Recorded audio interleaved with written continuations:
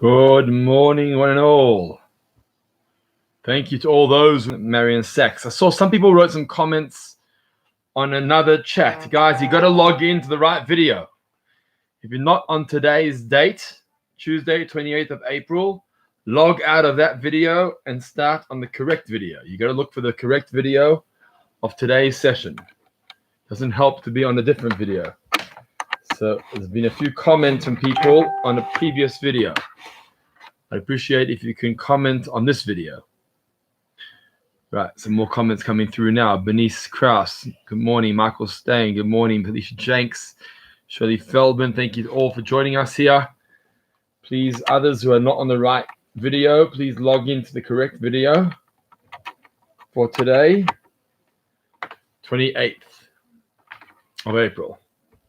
If you're not on the 28th of April, you're not in the right video. Steckel on YouTube. Fantastic. Got YouTube live going, Facebook live going. I hope you're all keeping well and managing this lockdown period. Morning, Hilly.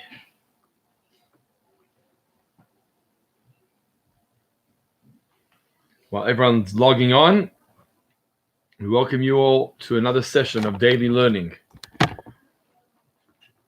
Thank you for joining. Ruth Kaplan, thank you. Happy you're enjoying this. Sharon Diamond, good morning. Linda, hope Jaime's with you too. Anyone joining us on YouTube? Larry Cohen, good morning. Good to have you. If anyone's joining us on YouTube, please let us know you're with us by commenting in the comments.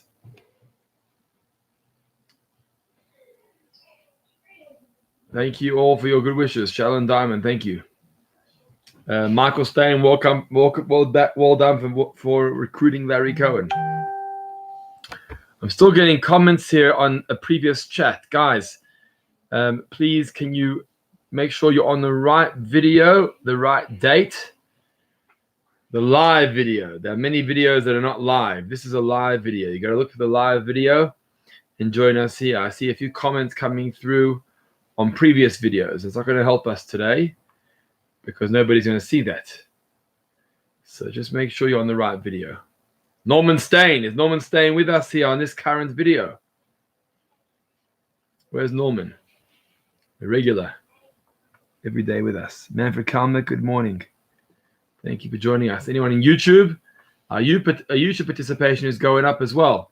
If you're on YouTube, just let us know you're on YouTube. Just say hello in the chats. Good morning, greetings, blessings, criticism, comments, compliments, whatever comes to mind. We'd love to hear from you. Okay, we're just going to wait another minute or so to allow for everybody else to join us. As people are currently logging on. I see some people are still not with us. Welcome, Gary. Who's Gary, Michael? Gary who?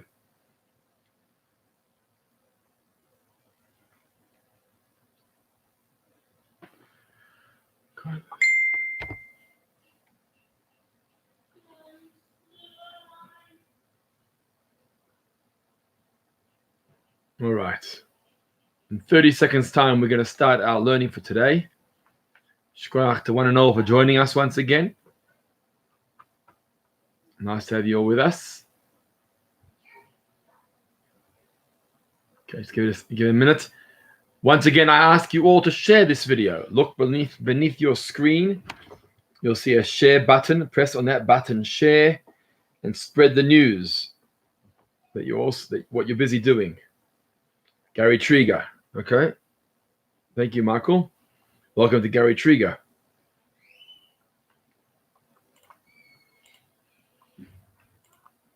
Right, let's get going. So we were busy discussing the Friday night dinner, Sudat Shabbat rituals, and trying to find the neshama, the soul, behind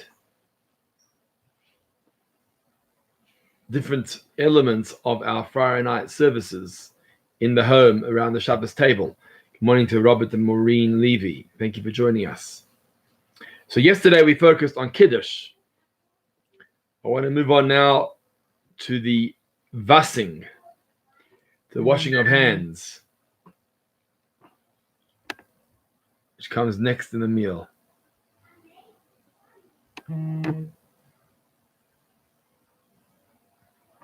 Okay. Bernice and Nathan, fine. Thank you for joining us. Great. So after Kiddush, we know that we go to wash our hands. And what's that all about? Washing of the hands for bread. Now, just to emphasize the fact that a couple of days back, we spoke about washing of the hands in the morning. And obviously, washing of the hands in the morning is different to the washing of the hands when it comes to eating bread and challah on Friday night or any time during the week, in fact. Mike Wachenheimer, good morning. Thank you for joining us.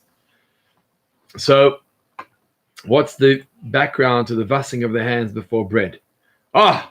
Norman Stein is here. Alive and well, thank you for joining us. So what's up with the washing of the hands for challah? Good morning, Steve Nossel.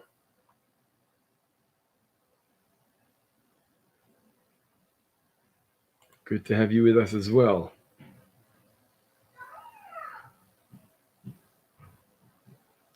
Okay, so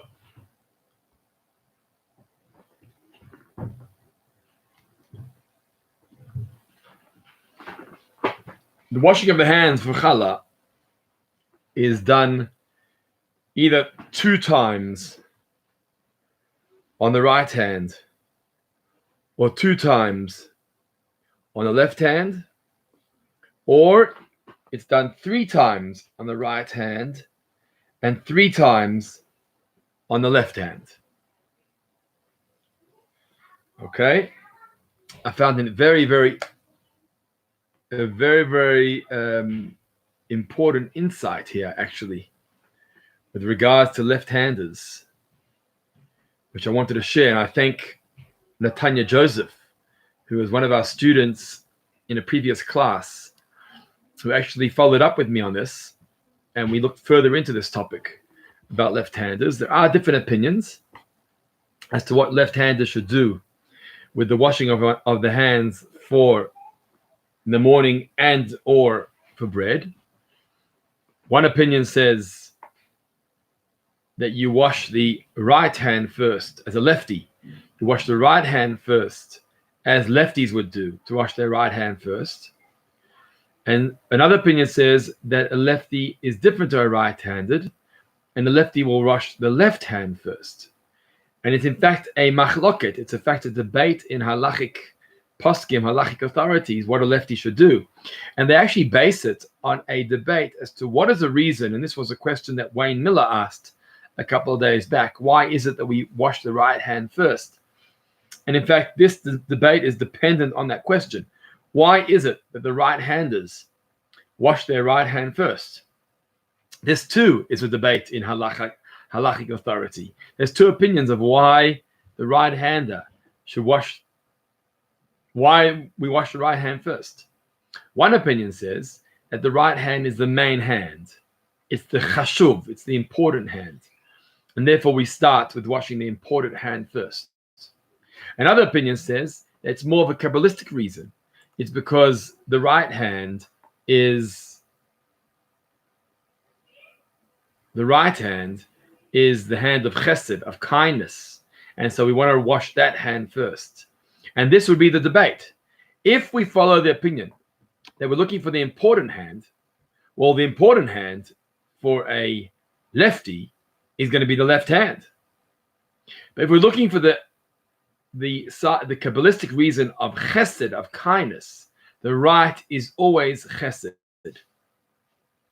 No matter if I'm a righty or lefty, the right is always chesed, and therefore we stick with the right. So there's 2 opinions about this. So whichever way you go as a lefty, you're absolutely right. Excuse the pun. I see some more postings here. Good morning, Lionel Rubin. Thank you for joining us. Hilly Lipworth. Find your line keeps breaking up. Could be your provider. Can you guys indicate on Facebook whether this is clear? Are you hearing me clearly, or is it breaking up? Yesterday we had some problems with breaking up on the line. Just indicate in the comments on Facebook if it's breaking up on your side. I'd love to hear from you. Dennis Bessarabi, good morning, live on YouTube. Thank you for joining us. It sounds like the YouTube line is clear today, which is good to know. Facebook, let us know how that video is going and whether you're seeing a clear video today. And clear sound. That's important too. Clear. Shirley Feldman, Bernice Krause, thank you. Okay, so it all depends on your lines. So whoever's on Facebook, good for you. Thank you. Whoever's on YouTube, wonderful. Good to have you all here. Oh, breaking up on Trevor Gerson's line. Facebook is clearer than YouTube. All right, guys, as you can see, it all depends on our bandwidth every now and then. Okay, thank you. Let's see how we keep on going. Thanks, guys. Appreciate your comments. Good. Okay, so we're continuing on with the washing of the hands. And I hope for those who's not so clear, please bear with us. Hopefully it will improve over time. So the reason why we wash hands for bread is because, in fact, there is a halacha that says that Kohanim, when Kohanim would eat of the truma is the special godly food that was given to the Kohanim on behalf of the farmers. When the farmers would collect from their produce of the fields, they would give the Kohanim truma, it's called, right? It's their contribution. And halacha says that truma is holy. And therefore, before the Kohanim would eat the truma, they had to wash their hands, right? To prepare themselves for the eating of the truma. Now, in today's days, our Kohanim don't have truma. They're not holy enough. And we don't have to give them truma today until the Bet HaMikdash is built, please God, very soon. But the rabbis wanted us to remember the concept of kodesh, of holy food, where we wash our hands in preparation to eating of this food. And the way they reminded us of this is they said to us, okay, we're going to take the choicest of foods. The choicest of foods is bread. That's the most important food that we have. That's our staple diet. Our most important food that we have is bread. And therefore, we wash our hands before bread because we are reliving that experience of the Kohanim washing their hands before eating the truma. The bread for us is our truma, so to speak. The truma is that holy food that was given to the Kohanim on behalf of the community, on behalf of the farmers, and they would wash their hands in preparation to eating of that truma. So too, we relive that experience when we come to eat bread. Bread is our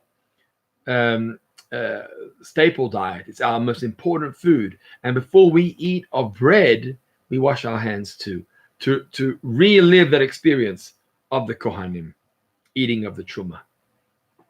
So that's why we wash hands before we eat bread. It's a halachic, it's a rabbinic rule. Washing hands is a rabbinic rule to remind us of the Kohanim and the washing of their hands that they would do for the truma, for God's gift of food that he gave to them. And we recognize that bread and all foods, in fact, is a gift that God has given to us. There's one other time when we wash our hands for food, and it's not bread. So during this Seder night, we wash our hands before we dip karpas into salt water, as you all remember, it was just so recently. And this, in fact, is an interesting halacha brought down in Shulchan Aruch, which not everybody practices today for whatever reason. Even though the code of law discusses it, it's not so practically observed, but there are some who do. And that is that before eating a wet vegetable or fruit, people wash their hands, not just with soap for hygienic reasons, but for spiritual reasons. The reason being is because water is susceptible to tumah. Water on a fruit makes that fruit now susceptible to impurity, to tumah. And even though in today's times we are all pretty much impure, and we can't possibly purify ourselves. Some people still have the custom to wash their hands before eating of a fruit which is wet, so that we don't transmit tumah to that fruit. Again, it's not completely observed today. We do keep it on the Seder night. Once a year, everyone keeps that halacha. And before eating a wet vegetable, we go and wash our hands. Generally, it's not really practiced by everybody. There are some individuals who want to keep the halacha, even though laws of purity and impurity don't necessarily apply today. They still want to keep the law, the halacha of washing their hands properly before eating a wet vegetable or fruit. Isn't it interesting? Talking about a fruit being susceptible to tumah. Isn't it interesting, the concept of today? How tumah is transmitted. Tumah is transmitted from one's hands to one's fruit. It's literally what we're going through today. An epidemic like ours with the coronavirus is like the process of tumah, of impurity, where tumah, impurity, was transferred from hand to hand, from hand to vessel. I just find the connection quite ironic in a way. Okay, so that's the washing of the hands that we do. It's the washing of the hands that we do Friday night, every day before eating, washing for bread. Bread is our most choicest of foods that God has given us, like the truma given to the kohen, and therefore it's appropriate to wash our hands before we eat bread. If there's any questions, please feel free to post them. We want to engage with our students through these live broadcasts, either on Facebook or on YouTube. Let us know you're with us. Let us know what you're thinking. Let us know your questions. We want to engage. We want to discuss.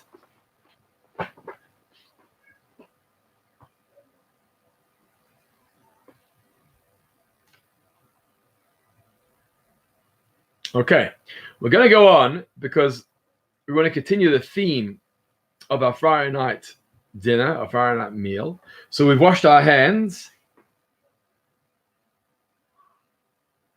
and we're now settling down for the washing of for the eating of the challah. So Michael Stein had a question, I recall, from yesterday or the day before about the cutting of the challah, about the bracha on the challah. Let me just mention that our challahs are generally covered at the Shabbos table. What's that all about? Why do we have challah covers covering our challah? Does anyone know the reason why we have a challah cover on the table?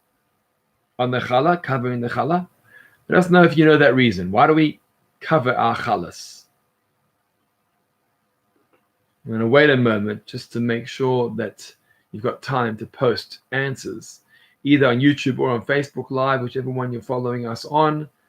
We'd love to hear from you.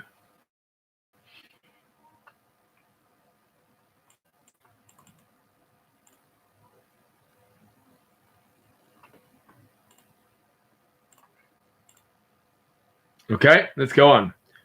I haven't seen any answers coming through. Oh, right.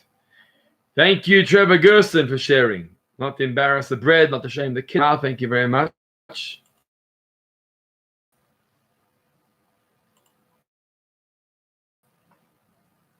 Good, thanks, guys. Is that bread comes first in the order of,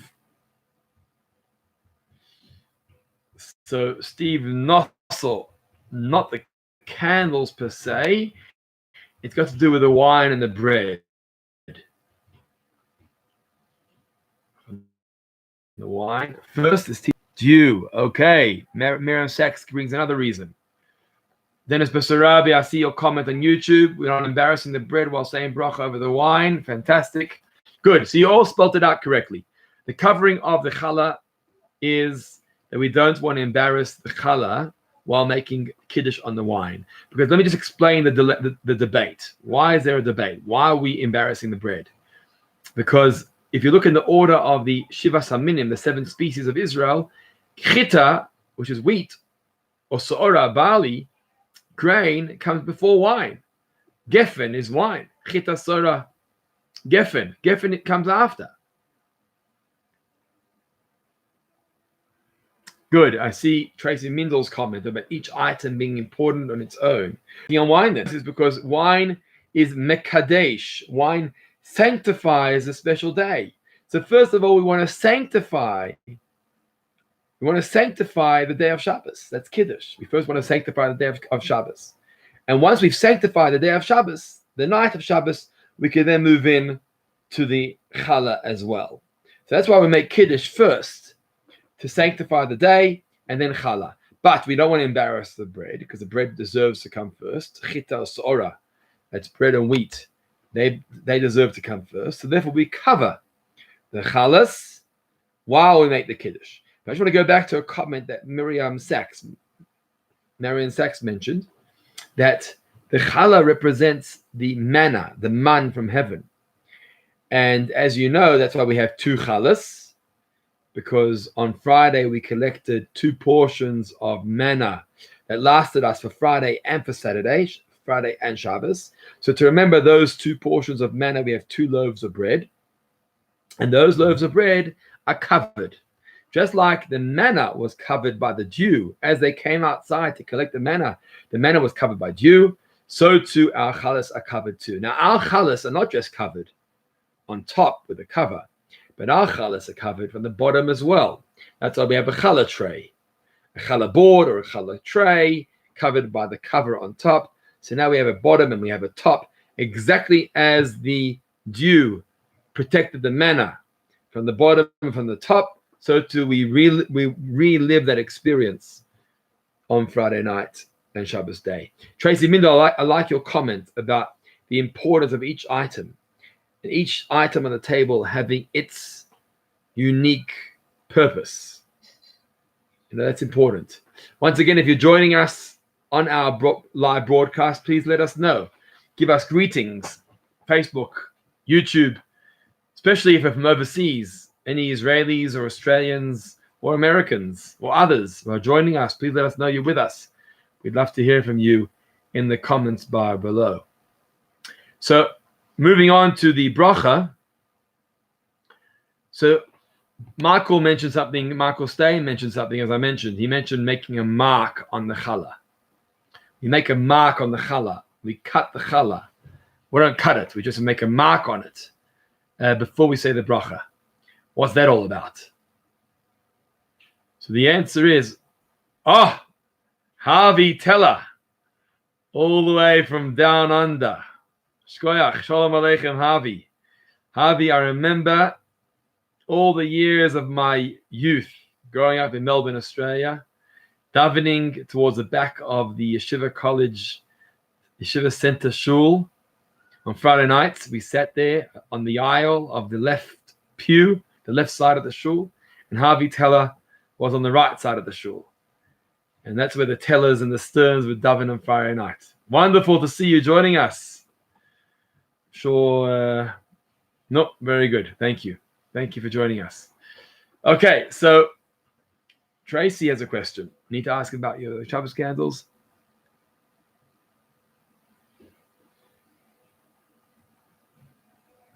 Yes, Tracy, you are right. Tracy, you are right. Dennis Bessarabi, I see your comment on YouTube. Just give me a moment. I'll come back to that in a second. Tracy, that's correct. Tracy writes that Sarah would light her candles, and her candles would stay alight all through the week till the following Shabbos. That's correct. And then that apparently the same thing happened with Rivka. Exactly. As they lit the Shabbos candles, the Shabbos candles went from Friday night to Friday night. It was a miracle to keep light in their homes throughout the week. And I think in a way, Tracy, we relive that today. We don't. Our candles don't last all the way from Friday to Friday. They barely last an hour or two. But I think the message is that our inspiration, the spiritual light of Shabbos, should light up our homes throughout the week. The whole week, we should feel that inspiration of Shabbos. So thank you for sharing that with us. Dennis Bessarabi writes, the reason why we make a mark on the challah is to indicate which challah we are going to use. Exactly.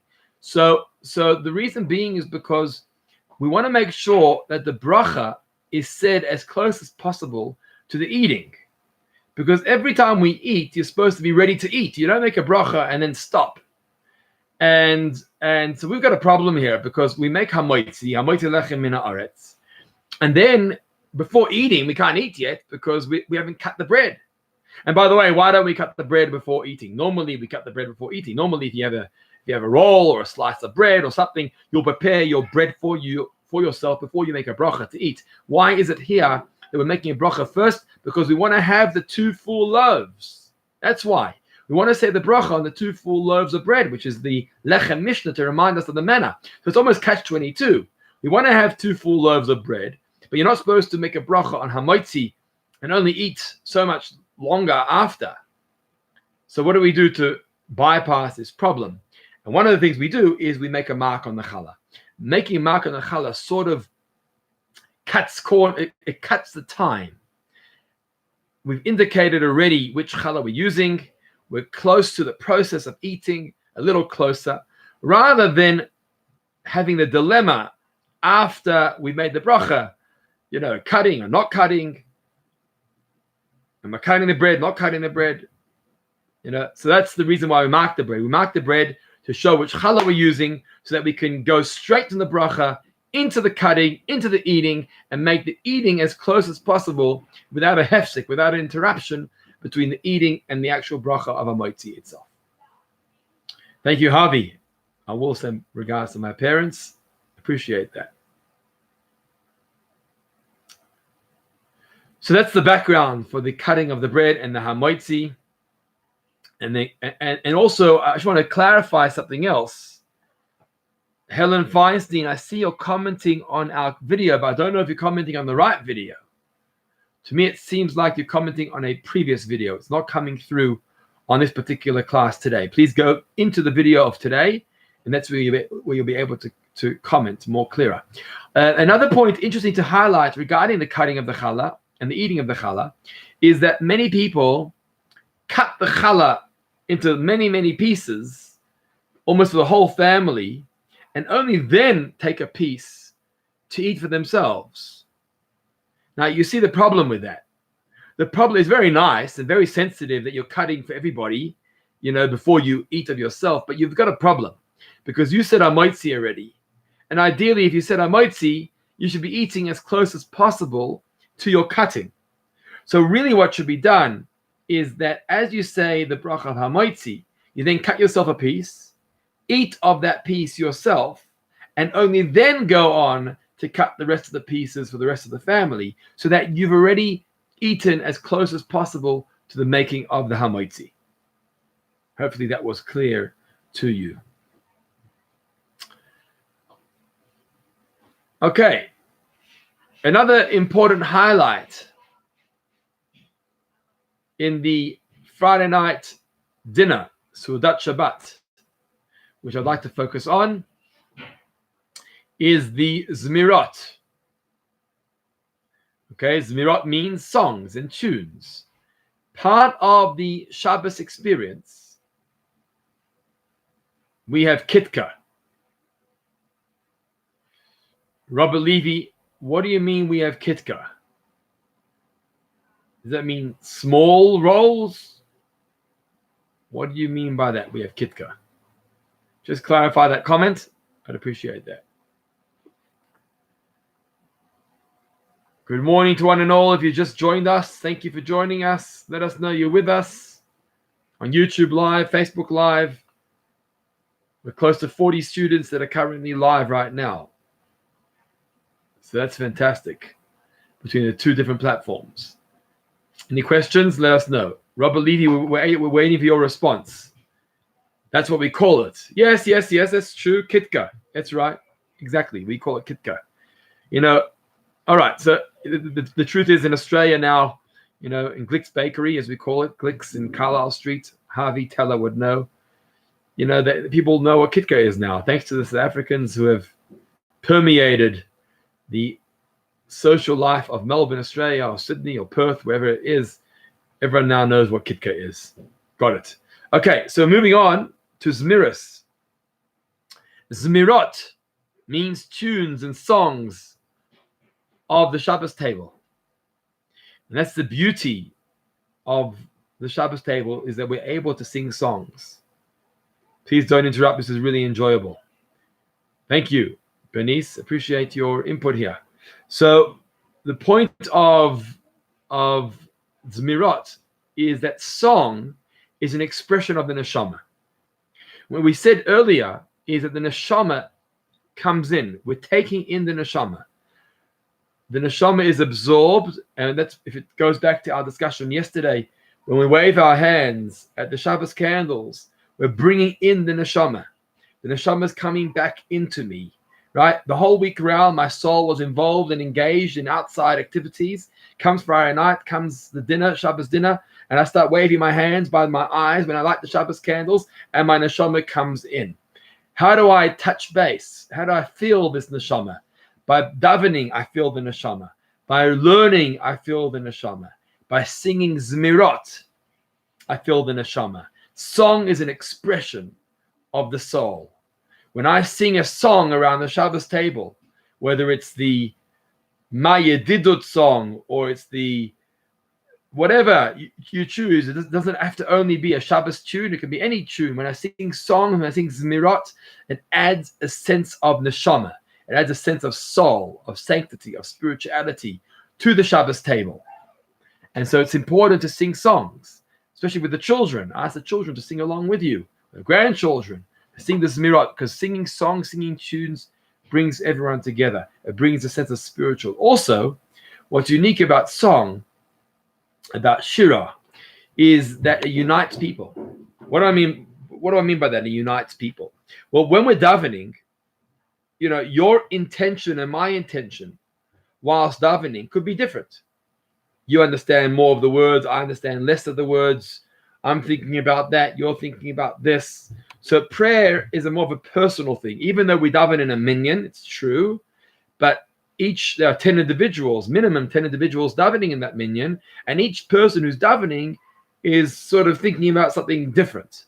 The same thing with learning. When we learn something, when we have a shir, I understand some, you understand others, I get it this way, you get it that way. When it comes to are somewhat different. When it comes to song, to shira, it's union, it's unity. We'll all come together for a song. Our voices unite together. And because we mentioned earlier, Shabbos dinner, Shabbos is about unity, coming together. That's the power of family, power of friends. Songs, the mirot, the songs that we sing around the Shabbos table, add a immense amount to that atmosphere of A, the neshama of the spiritual, B, of unity among the people sitting around the Shabbos table. If you have any comments or questions, please feel free to post it. Don't worry, you're not interrupting. I will address it when the time is right. So feel free to post something in the comments. And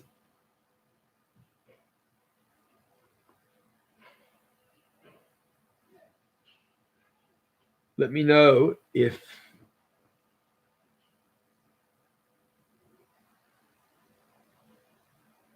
okay, so that brings us to the final discussion, which will be the benching ceremony and the conclusion of the meal. But maybe I'm going to leave that for another day, perhaps for tomorrow, to discuss Mayim Achronim, the washing of the hands before benching, to discuss benching itself. So if there's any questions you want to ask now at this point in time of what we've discussed till now, or anything else different related to Shabbos or Shabbos dinner or related to any other topic. Okay, good. I see Tracy's question. Thank you. Any other questions you'd like to post them? Feel free to post them in the comments. We'd like to hear from you.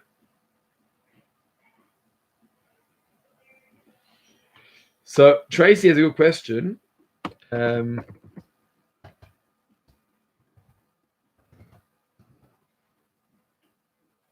want to answer you now. Just give me a second here.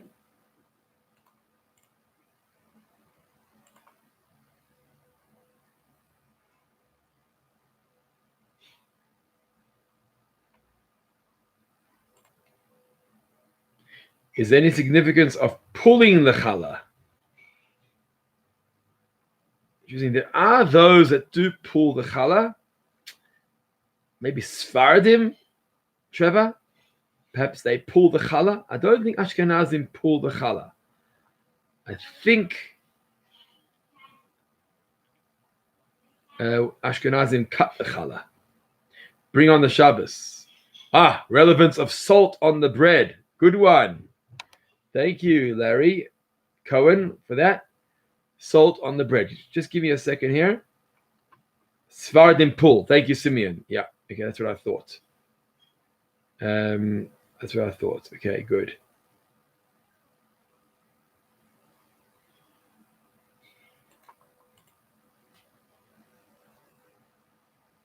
So the truth is that I want to answer Tracy's question, and then I'll come to Larry's question in a moment.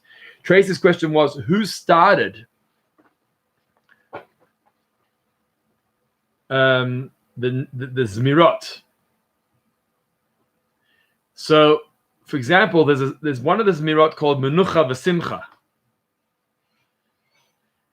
And the source for Menucha V'Simcha is not known. The earliest written copy of Menucha V'Simcha, which is one of the Zmirot, is 1545. Okay, that's interesting. 1545. And also,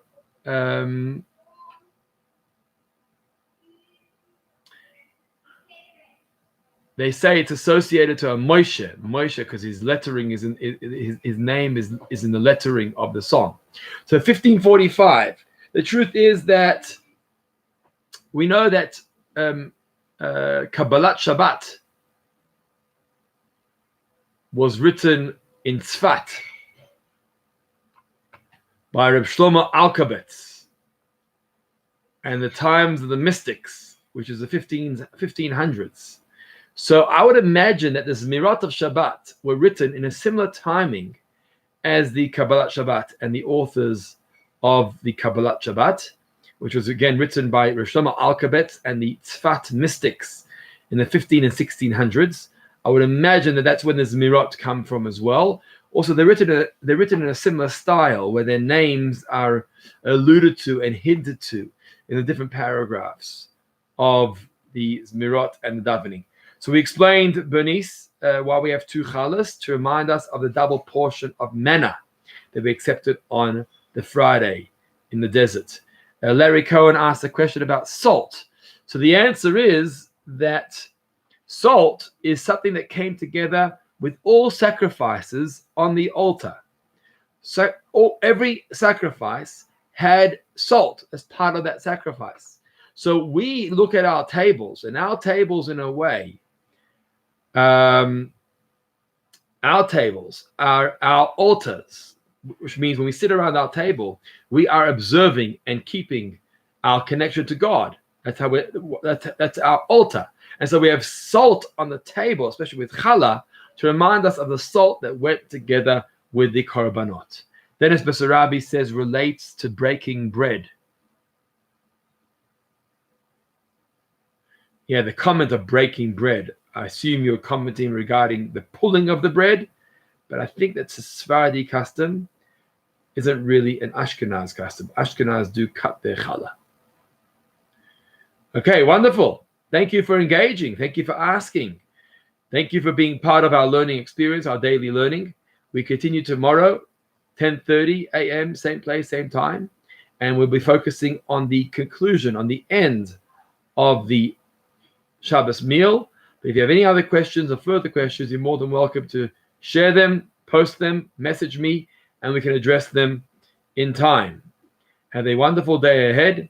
Keep well, keep safe, keep sane, and may Hashem bring salvation and good health and prosperity to all of us, to our families, to our community, to our country, and to the entire world. All the best. Thank you for joining us. God bless.